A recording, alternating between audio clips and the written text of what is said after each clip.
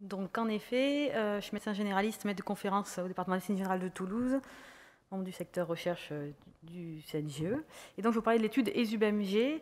C'est une étude qui a eu aussi un financement PHRC en 2013, comme BECOMEG qui a été présenté juste avant, qui n'est pas sur touchera la même pathologie et qui a eu peut-être une réalisation logistique et des difficultés différentes. Donc, mes liens d'intérêt en rapport avec cette présentation sur les médicaments de substitution aux opioïdes de façon générale. Donc on va parler du trouble de l'usage des opioïdes avec le contexte français un peu particulier qui fait que en Europe, les patients qui ont une addiction aux opioïdes sont pris en charge principalement dans des centres de soins spécialisés et en France principalement en médecine ambulatoire du fait d'un retard un peu dans la politique de réduction des risques qui fait que les médecins généralistes avaient eu la possibilité de prescrire et d'initier un traitement par buprénorphine, Subutex, Suboxone, Orobupré. Donc 3/4 des patients pris en charge ont été pris en charge en médecine générale jusqu'à encore récemment. Une des difficultés des médecins généralistes quand on les interroge, c'est l'évaluation des consommations et un outil qui était disponible et l'évaluation des tests urinaires. On évalue les consommations dans les urines des patients grâce à une bandelette urinaire. Et donc, ces pratiques sont un peu différentes, que ce soit en médecine générale ou en XAPA, avec des disparités assez hétérogènes, des centres qui les utilisent et d'autres non. Donc on avait étudié un petit peu ça, et c'était mon travail de Master 2, je crois, et on avait montré que finalement, en étudiant les bases de données de l'assurance maladie par des approches pharmaco-épidémiologiques, en reconstituant une cohorte de patients sous médicaments de substitution aux opioïdes qui avaient débuté un traitement, en regardant ceux qui réalisaient des tests et ceux qui ne réalisaient pas, et finalement, le maintien sous traitement de ces patients était augmenté pour le groupe de patients qui avaient eu des tests.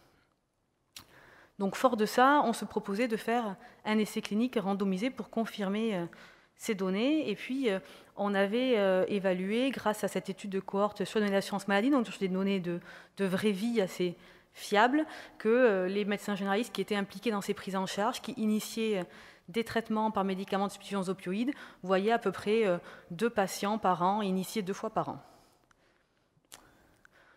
Donc on savait que ça serait un sujet qui était difficile parce que tous les médecins généralistes ne font pas des initiations de médicaments de substitution aux opioïdes, on n'est pas dans une pathologie prévalente, donc on savait d'emblée que le recrutement serait difficile, mais on se disait, on connaît bien les réseaux d'addictologie, on a des contacts forts, on a une hypothèse de recrutement qui est sur des données de vie réelle, et donc on partait de façon optimiste, comme toujours.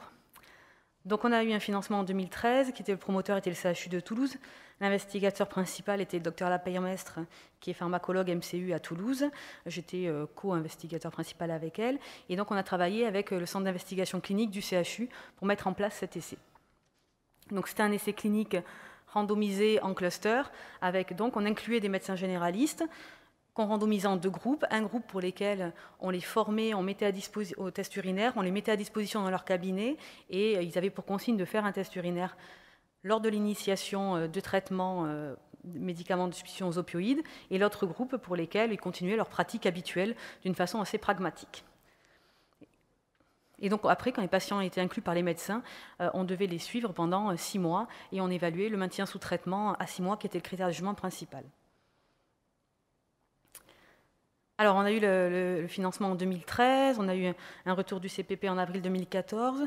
Il y a eu, comme toujours, à la mise en place d'un essai, le temps de s'organiser, de faire les ICRF, de faire les conventions, de savoir comment on allait faire la mise en place logistique. Ça a pris un peu de temps.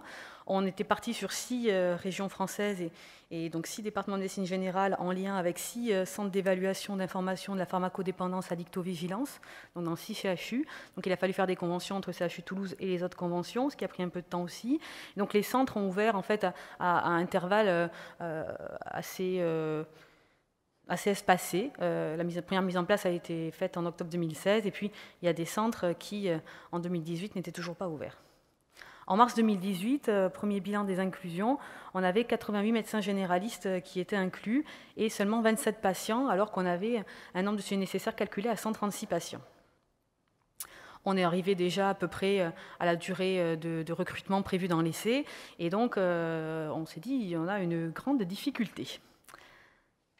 Donc nous avons essayé de faire un petit diagnostic de situation. C'était la thèse d'Élise Reyes que j'ai dirigé. On a essayé de voir un peu quels étaient les problèmes qu'on avait. On est revenu vers les médecins en leur faisant un questionnaire, en voyant un peu ce qui se passait. Et on avait identifié d'autres freins qui étaient peut-être que notre screening de médecins n'était pas bon, qu'on avait inclus un peu des médecins qui ne voyaient pas assez ces patients, ou en tout cas qui n'étaient pas suffisants. On avait des critères d'exclusion qui étaient peut-être un peu limitants. Un outil CRF qui semblait non adapté, ça on avait bien vu dès le départ que ça allait poser souci. Mais on n'avait pas pu, dans nos discussions avec le CHU, avoir un outil qui nous paraissait adapté et facile à manier en consultation.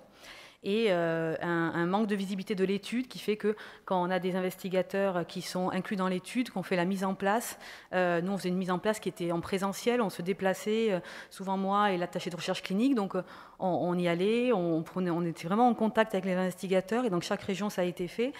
Mais pour autant, après, quand l'inclusion ne vient pas de suite après la mise en place, et bien finalement, les investigateurs, les médecins journalistes oublient un peu l'étude, de quoi ça parle, comment on faisait. Et finalement, quand un patient se présente, et bien on a un peu oublié et c'est un peu compliqué de se mettre à inclure le patient. Donc cette thésarde, elle a fait un nouveau screening, on a contacté tous nos réseaux d'addictos, on s'est vraiment mis en lien avec tout le monde pour essayer d'avoir d'autres médecins, d'ouvrir, de faire que les régions d'intervention soient élargies le plus possible. On a modifié pas mal de choses sur le protocole en faisant des modifications substantielles au CPP. On a allongé la période de recrutement, on a supprimé certains critères d'exclusion qui nous paraissaient un peu compliqués. On a amélioré la communication, c'est-à-dire qu'on a fait des newsletters régulières. On est revenu tous les 3 mois vers les investigateurs en leur proposant en fait non pas un point sur l'étude, mais en leur apportant des informations un peu plus larges sur la dictologie ou sur des points particuliers avec les substances psychoactives qui pouvaient être quelque chose qui les intéresse, et en même temps en leur rappelant que l'étude était active. On a fait un site web de l'étude. Voilà, on a vraiment essayé de mettre en place beaucoup de choses, mais ça a été une initiative assez faite par moi et la thésarde. Et on a fait un questionnaire aux médecins généralistes investigateurs pour un peu savoir quelles étaient leurs problématiques rencontrées. Donc vous voyez qu'à partir de 2018, voilà, on a été assez actif là-dessus. Alors ça ne nous a pas permis ça n'a pas fait exploser les inclusions malheureusement, à mon grand désarroi, mais ça a permis finalement que le rythme des inclusions se maintienne. Et voilà, on sait que quand un essai est long, finalement, ça s'essouffle un petit peu et les inclusions peuvent diminuer. Mais finalement, on a réussi quand même à avoir une quarantaine de patients inclus. Bon, alors au bout de 3 ans d'études, on s'est dit que c'était bon, là, qu'on n'y arriverait pas à faire plus. On a quand même clôturé à force d'avoir allongé. Et donc, voilà, on a eu une quarantaine de patients inclus. Alors certes, c'est très peu. Néanmoins, un peu comme tout à l'heure, on a la chance d'avoir un sujet sur lequel il n'y a pas vraiment d'essai clinique randomisé qui a testé cette intervention. Il y a des choses, en tout cas pas sur les mêmes critères de jugement. Il y a des choses d'utilisation de tests urinaires dans d'autres domaines. Et donc, voilà, je pense qu'on pourra quand même valoriser cette étude comme une étude pilote. Alors, quelles ont été nos difficultés et qu'est-ce qu'on peut tirer de cette inclusion qui n'a pas été suffisante? Mais finalement, un défaut de structuration du réseau et d'animation.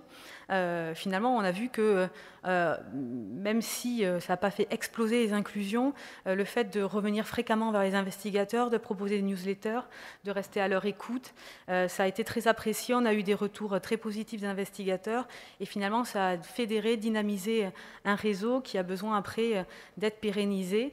Et bon, là, je l'ai fait avec une thésarde. Bien sûr, on peut imaginer de professionnaliser cette capacité d'animation pour qu'on puisse vraiment avoir un réseau qui réponde et qui soit capable de s'investir sur le long terme. Enfin, la temporalité de cet essai a été bien trop longue, c'est-à-dire qu'on était parti sur des données de vie réelle, mais pour autant, on a été confronté à des retours de médecins qui nous disaient « mais moi, je faisais des initiations de buprenorphine il y a quelques années, mais maintenant, j'en fais plus ». Donc on s'est dit, il se passe quelque chose quand même, parce que nous, on était partis sur des données de vie réelle concrètes, maintenant ils n'en font plus, qu'est-ce qui se passe? Et donc on a repris données d'assurance maladie, on a eu la chance de travailler avec le centre DrugSafe de Bordeaux, du professeur Antoine Pariante, qui travaille sur les données d'assurance maladie, qui avait une cohorte de 2009 à 2015 du SNIRAM. Et donc on a regardé particulièrement ça, qui étaient les prescripteurs, et finalement la part des médecins qui initiaient le traitement, est-ce qu'elle était restée stable ou pas? Et on a vu que finalement, les médecins qui prescrivaient la buprenorphine, en effet, il y avait une stabilité, même s'il y avait une toute petite baisse. Et les médecins qui initiaient la buprenorphine, eux, ils avaient diminué de près de 50%. Et donc, ça a éclairé un peu nos difficultés. On savait que ça allait être difficile de trouver les patients, mais ça l'était encore plus. Donc finalement, la temporalité a été longue et on a peut-être manqué de dynamisme au début, ce qui fait qu'on n'a pas pu atteindre nos objectifs. En conclusion, donc une temporalité à travailler. C'est vrai qu'il y a une lourdeur de certaines formalités administratives qui sont nécessaires, mais qui font qu'on a mis trop de temps à la mise en place et qu'on a été pénalisé par la suite. Un besoin d'outils et d'acteurs de recherche qui est vraiment spécialisé en soins primaires. Souvent dans nos discussions avec le CIC et avec nos différents interlocuteurs au CHU, le retour était, voilà, vous n'avez pas d'inclusion de patients, tant pis, on a fait le maximum. Mais voilà, je crois que le maximum en médecine générale et en soins primaires, c'est vraiment d'aller au maximum vers les investigateurs, dynamiser le réseau, ce qui n'est pas forcément une capacité que mobilisent tous les acteurs au CHU. Et ensuite, un besoin de professionnaliser, animer le réseau investigateur, pas des financements pérennes. Je vous remercie.